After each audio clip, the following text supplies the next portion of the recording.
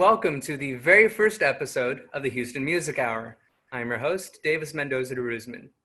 I'm super excited to be here today, and I'm not talking about my living room, of course, but rather I'm excited to be on Houston's newest network, KTON, channel 15.9. I want to thank y'all for this tremendous opportunity and for allowing me a platform to help elevate our local music scene. Now, the Houston Music Hour is all about shining a spotlight on our city's most talented performers, especially in a time when concerts and music festivals just aren't a possibility. Over the course of this next hour and every hour of this show, you'll be seeing exclusive interviews and musical performances from the most amazing artists Houston has to offer. Joining us on our show today, we have up-and-coming pop star Deza here to talk to us about her most recent single, June, which has been hailed as Houston's Song of the Summer, so you don't want to miss that. Also joining us, we have lo-fi multi-instrumentalist rocker Danara Pel here to talk to us about his upcoming album, Clean Tones, coming out Friday, August 14th. Lastly, we have breakthrough local rapper Chaseon here to close us out with his hit single, Rockstar Dreams. Stay tuned and join us after this commercial break for our candid conversation with Deza.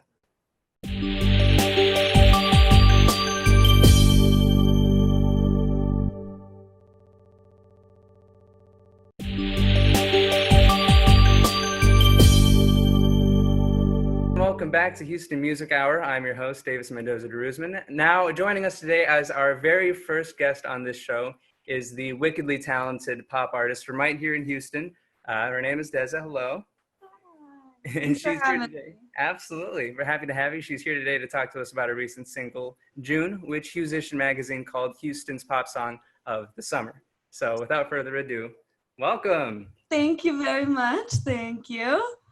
So you are back in Houston, I believe. Yes. So tell us and explain to the audience when I say back in Houston, where did you come from?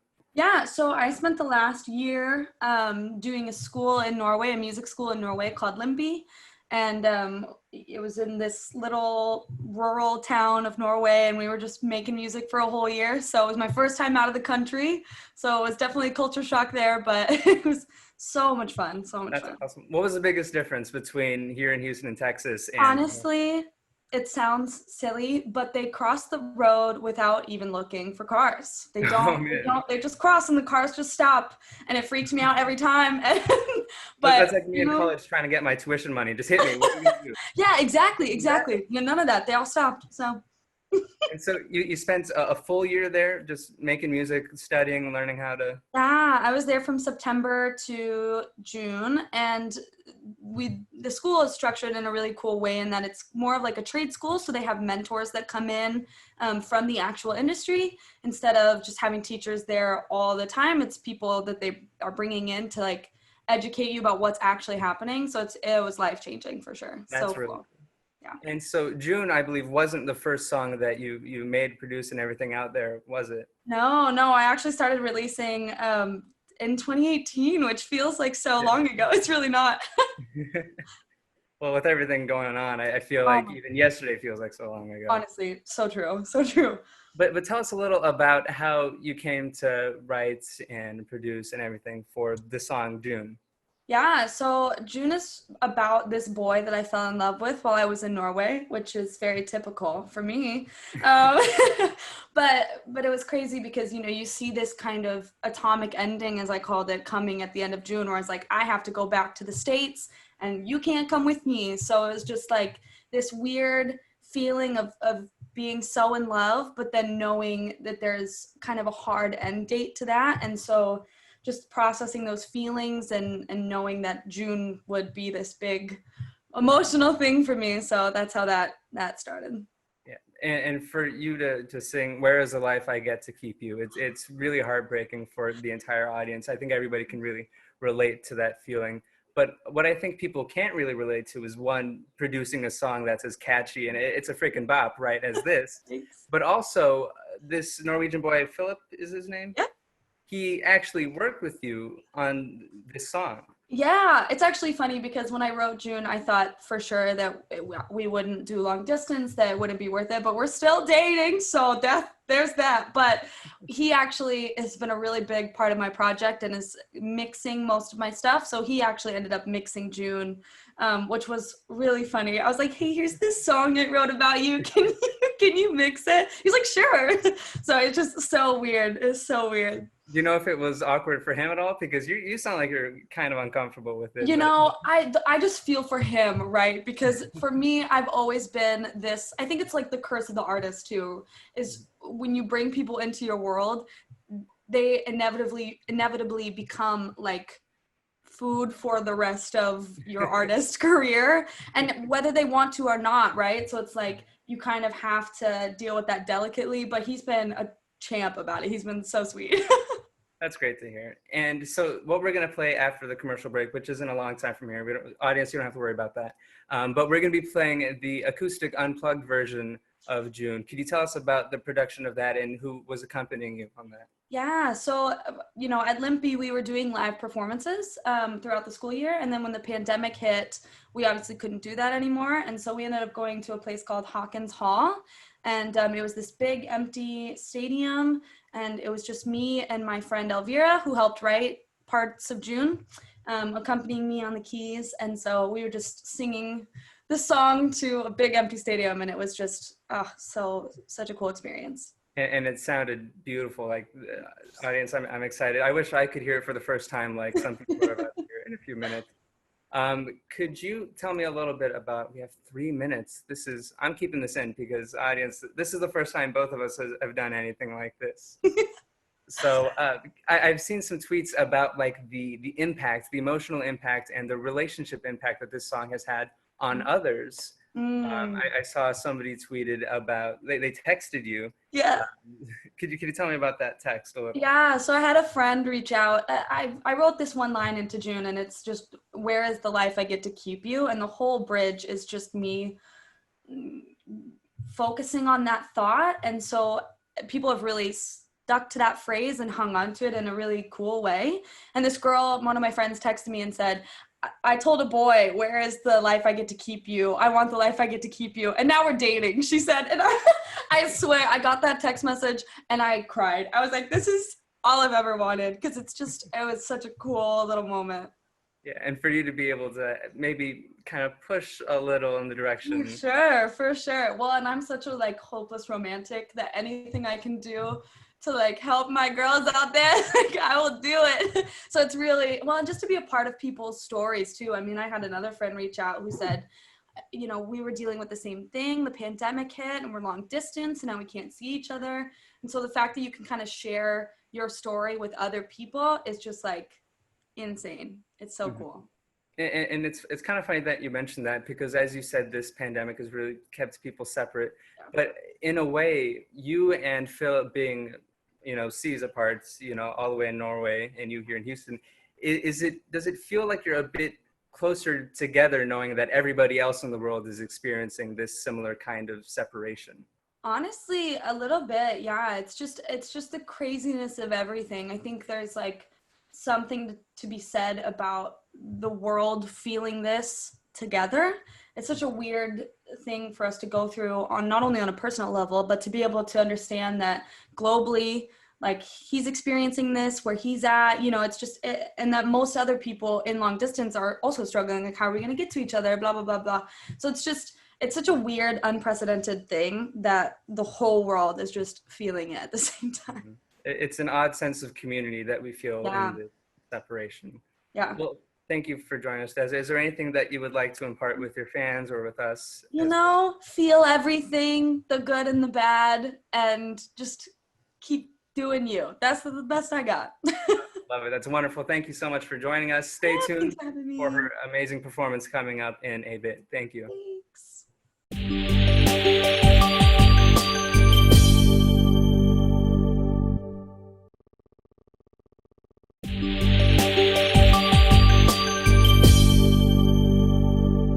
Welcome back to the Houston Music Hour. I want to thank Deza for joining us and for such a lovely conversation. But if you thought that she was awesome based off of that interview alone, wait till you see this next clip. Performing an unplugged acoustic version of her hit song, June, please give it up for Deza.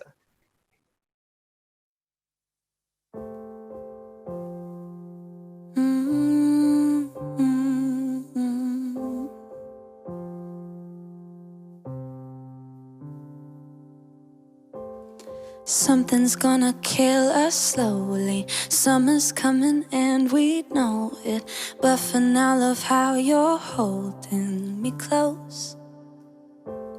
And in my head, I'm on that jetway, wondering how to stop an airplane. But till then, you say my name like it's home. And just stay with me.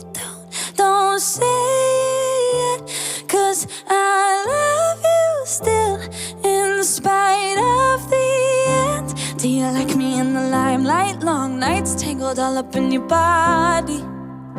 And tell me, do you want me like I want you? And both us know summer enters with a fury. And I know it's gonna hurt me, still we stay June. If I give you me, then take it. Sink my body into pavement, singeing silhouettes to make it a go.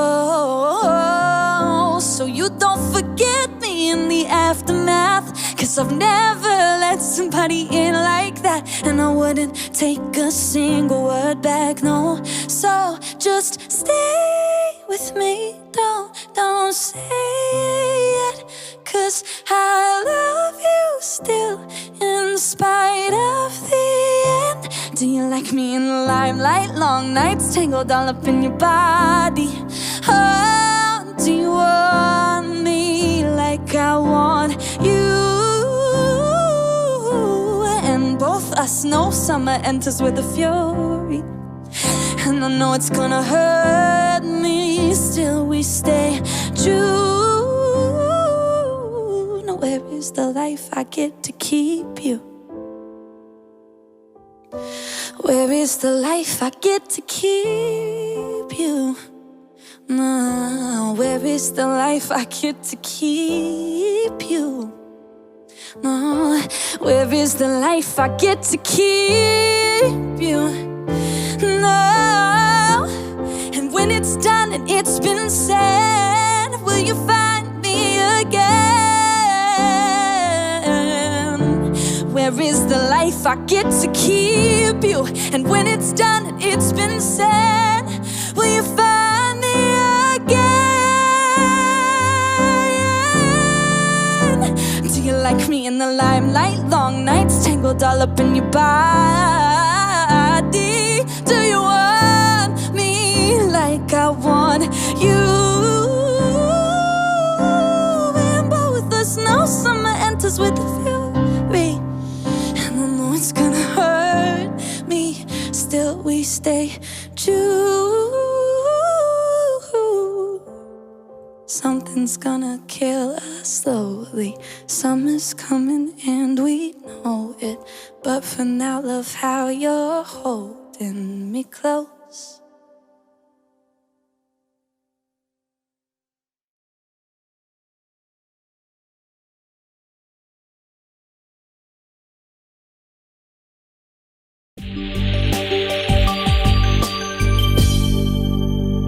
What a performance by Deza, right? Let's hear it for her one more time. That was awesome. Now, changing gears a bit, our next guest has been hailed by Musician magazine as Houston's Renaissance man of music, playing bass for Houston metal band Funeral Horse to psychedelic rock band Jody Seabody and the Whirls. Now, our guest, Clint Rader, is embarking on his new solo project named Danara Pel, with his most recent single, Okay Cool, See You Soon, out now. Clint, thank you so much for joining us today. Thank you for having me. Absolutely. So tell me a little bit about your most recent single, because it's raw, it's poetic in a way, and it's kind of disturbing. So I'll let you get into it. Yeah. So Okay, cool. See you soon is a text that I often write to people when they're on their way somewhere. And like, okay, cool. See you soon. And I just kind of took that to also be a hopeful message to those people that we don't see anymore. And so I was sitting in front of my window with my cat, and I decided that I would sing a song about memories. And pretty much saying, okay, cool, see you soon, to those memories, hoping that I would maybe see them clearer in the future. The track itself was actually recorded in like 2007. All the guitars by my buddy Bryce, who plays in Jody Seabody and the Whirls. And I unearthed it, dusted it off, and recorded vocals. Wow. Yeah. And I recorded the vocals, and just wanted to make something kind of haunting, because, you know, dreams and memories really are kind of a disturbing aspect of our psyche. So I wanted to convey that. And especially in the context, I'm not sure if by the time this is released, people will know that you have an album coming out. So Clean Tones is coming out August 14th. Right. Can you tell me a little bit about that project and that album coming out? Yeah, it was essentially an exploration of myself. I mean, I guess that's a little cliche for a solo record, but I've recorded a bunch of stuff over the years, little snippets here and there, and I've always wanted people to hear them because they're so different than all the other things I've done, and I always thought they were beautiful and melodic. So I went through an old Tascam 8-track and found a bunch of old recordings and added vocals and bass. And then I had a lot of fun just kind of formatting it into the album form, and I tell a story of, you know, self-exploration, and then kind of ending up where you started with yourself, you know? Because I've had the incredible opportunity to actually listen to this album. Thank you for sending me this beforehand. But each song is very unique from one another. And when I followed up with you after listening, you explained that you've always been fascinated with the concept album and, you know, linear storytelling or non-linear storytelling within music form. So could you talk to me a little bit more about whether this would be, in your eyes, a concept album and kind of the story that this progresses along? Sure, it is definitely a concept album. Concept being looking inward, you know, dealing with your past. I think a lot of times we compartmentalize, we block things out, even things that aren't necessarily bad, things that maybe aren't convenient, things that didn't go the way we wanted to. We suppress them or we change them a little. And so over the time of recording all these things, some of them fell by the wayside, some of them stuck with me, but forcing myself to listen to myself from 10 years ago until 3 months ago was a challenge. It was a challenge to myself, especially now with the COVID stuff going on. We're all kind of forced to be with ourselves. You know, we're not going out, you know, we're not having people over. We're not experiencing a lot of connection. So this is the time to connect with us, to get reacquainted with us. And that's the concept of the record. You know, it was put together during this uncertain time, you know, because it's uncertain to look within us. You know, it's much easier to just ignore ourselves and focus on the people in front of us. But right now it's time for us to look inside. And so that is the concept. It's, hey, Clint, you know, who are you and why? And this album came about saying, here you are, man, deal with it. and I think listeners will definitely relate to that, and will have to introspectively look inwards, because that's something that not many people are going to want to do. Right. But in the middle of a pandemic, there's not much else we can do. Exactly. It's not very convenient to have to face yourself. It's cliche, but, you know, we are our worst enemy. And looking your enemy in the eye is difficult. But I think this album kind of forces the listener to do that. And if they don't, they can look me square in the eye and get real personal with me if they don't want to get personal with themselves. For sure. And I think it would be safe to say that, you know, people who listen to Funeral Horse and Jody Seabody and the Whirls, listening to this, it's different, right? And so could you kind of walk the average listener through and tell them into like your influences behind this album and making this music? Yeah, so I love making music with my friends, and the guys in Funeral Horse and Jody Seabody are all my friends, and I love doing the collective thing. you know, Funeral Horse is kind of that stoner doom, kind of 70s hard rock. Yeah. And Beastie Body's much more garage psych. But to me, it's all the same. It's all people putting their emotions into a thing and then sending it to you, and hopefully you get something out of it.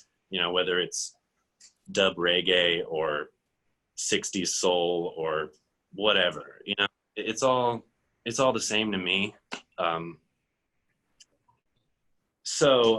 You know, when if somebody is going from listening to those bands to listening to this, they will hear some of the melodic tendencies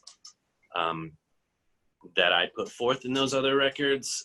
But this is just so lo-fi. I embraced the lo-fi, just gave lo-fi a bear hug. And what comes out of it is truly beautiful. Like, seriously, like, the Yeah, listeners are going to feel that. Oh, absolutely. I just said, lo-fi, hey, come on in, make yourself at home. I'm not technically awesome with, you know, engineering and stuff. So I just embraced it. I just made it part of the palette. Influences, Daniel Johnston. I had the pleasure of meeting him when I was a youngster, because I hung out with his nephew and Katie. And of course, John Frusciante, another lo-fi king as far as I'm concerned. But also, you know, there's a lot of Beatles and Beach Boys stuff going on the record. All Hail Life really just, it reeks of classic Beatles. So yeah, especially the part that I love.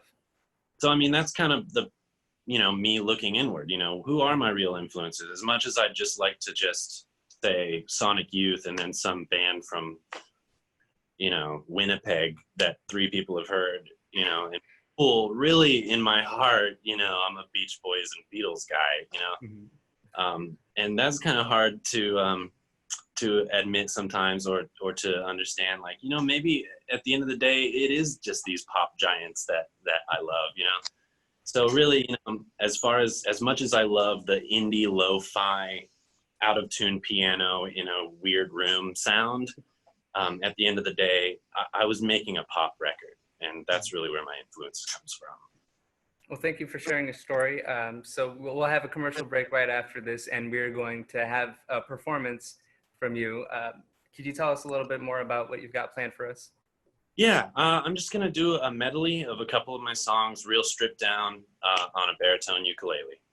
That's going to be epic. Thank you so much for joining us, and stay tuned for the commercial break. He will be right back with some awesome music.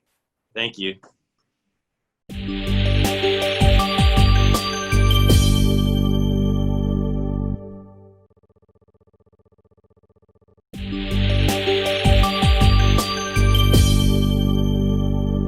Welcome back to the Houston Music Hour.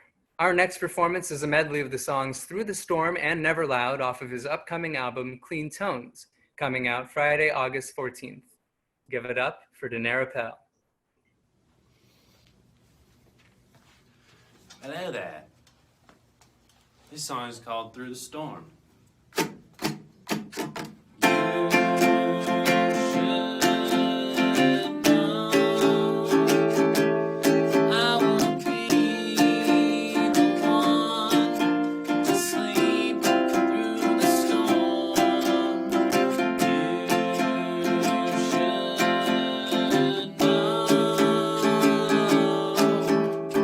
I'll be the one to sleep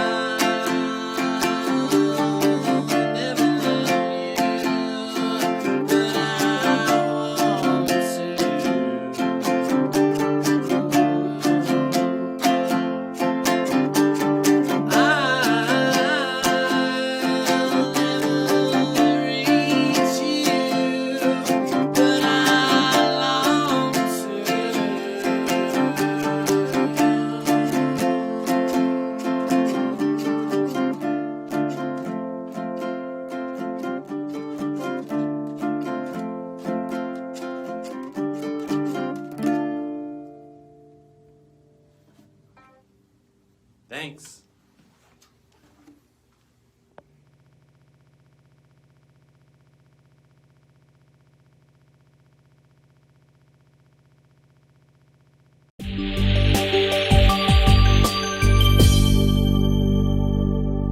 Thank y'all for sticking around and watching the Houston Music Hour. It's really been a dream come true, and it's only the first episode.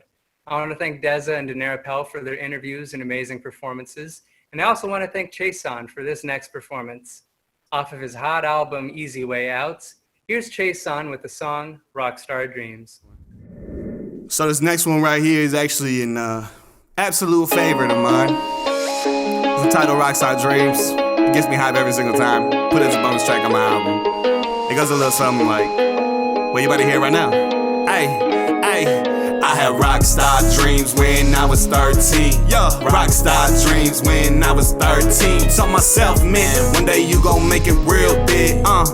One day you gon' make it real, real big. I had rockstar dreams when I was 13. Yeah, rockstar dreams when I was 13. Told myself, man, one day you gon' make it real big. One day you gon' make it real, real big. Had a lot in front of me, but then it all faded black. While the gun was plummeting and that I never stand a chance. All the summers that I spent, did it really go to waste? Questioning my stuff, so helped me lose all of my faith. But I didn't give up, pick myself up. Mama ain't raised no quitter, time to tear this up like Bernie Mac said. I ain't scared of none of you. I'ma get what I deserve, one way or the other. So these hats I juggle, weave them smoothly just like butter. It's so easy to me now, but then it was a struggle. Get it on myself, I don't need nobody help.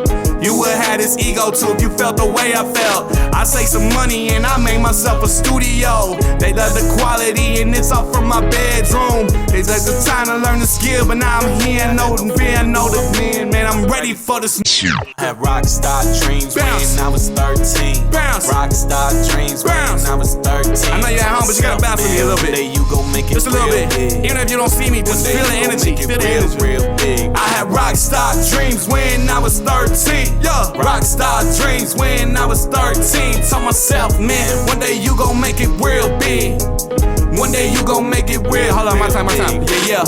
Even in my darkest hour, I got power, man. Being on the low, let's get wilder, man. Treat it like I'm at Coachella with all the flowers, man. You haven't pushed the scar about miles, man. Hey, hustle and motivate. RP to Nip the Great. The marathon continues, you already won your race. I'll emulate the message, put us in a better place. All while having that uniqueness they can't replicate. Hey, came a long way, from when I was baby. Now I'm stacking paper, and it feels amazing. And I'm stargazing, like that boy from Astroworld. Took some time for me to low, but now I'm finna let it blow. And show you all how I got my business. I'm like the hound, baby, give me all the tickets. I had someone tell me before a show I got some groupies. And like a rock star, I made them show me all they boobies. Rockstar dreams when I was 13. Yeah, rockstar dreams when I was 13. Told myself, man, one day you gon' make it real big. One day you gon' make it real, real big. I had rockstar dreams when I was 13. Rockstar dreams when I was 13. Told myself, man, one day you gon' make it real big. One day you gon' make it real, real big.